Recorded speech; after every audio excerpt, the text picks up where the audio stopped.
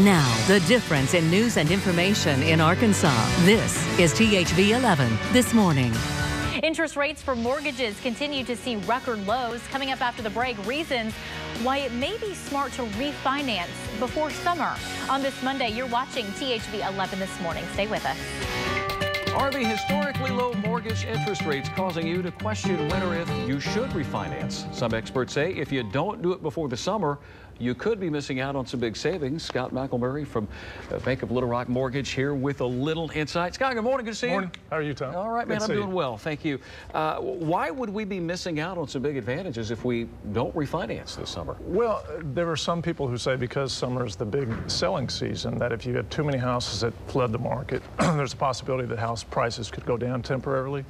And the latest sales are what are used in your appraisal. So if you don't refinance and there is a lowering of price, it could affect potentially your interest rate. Well, let's talk about this housing market right now. Little Rock, are we beginning to see things rebound? We are, yes. It's actually been very encouraging. There's been a good demand of purchases that have gone through the first half of the year.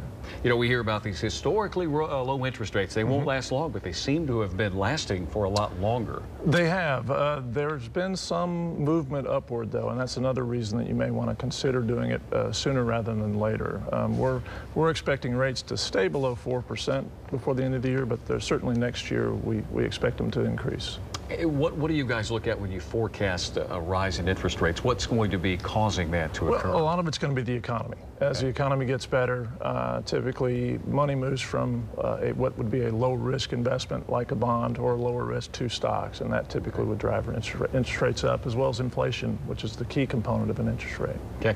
Now, if I haven't refinanced my home, what are some advice that bankers would give to individuals out there, whether it's, you know, if you've been in your home 10 years, 15 years, or maybe even a couple of years, would now be a good time, or should you look at other factors? It is. I mean, it's a good time because of where interest rates are, but the main factor in determining whether you want to refinance or not is how long you're going to be in the house. I mean, if you're not going to be there longer than the next, say, 2 years, probably not worthwhile no matter what your interest rate is. But if it's longer than that, it's certainly worth considering. Okay. It all depends on where you start and where you go.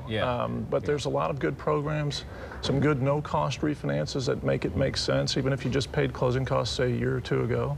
You might still be able to drop your rate without any cost to you. Is there a certain point we should look at? Let's say that got into a house at 5%. Would now be a good time? Absolutely. At 5% it would. It would. Again, it also depends on how much you owe. If you're within 5 years of paying your home off, even if you're at 5%, it's probably not a good idea to look into. But, you know, most people, an average of $150,000 loan, say right now, if you're at 5%, it's well worth looking into.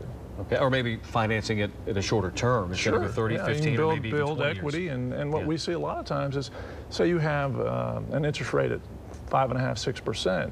Most people can refinance to a 15-year loan and still drop their payment. So they're not only saving money on a monthly basis, they're saving interest over the life of the loan. Scott McElmurry with some good advice there from Bank of Little Rock Mortgage. Good to have you here. Hey, good to see you, man. Thanks for having me. Thank you.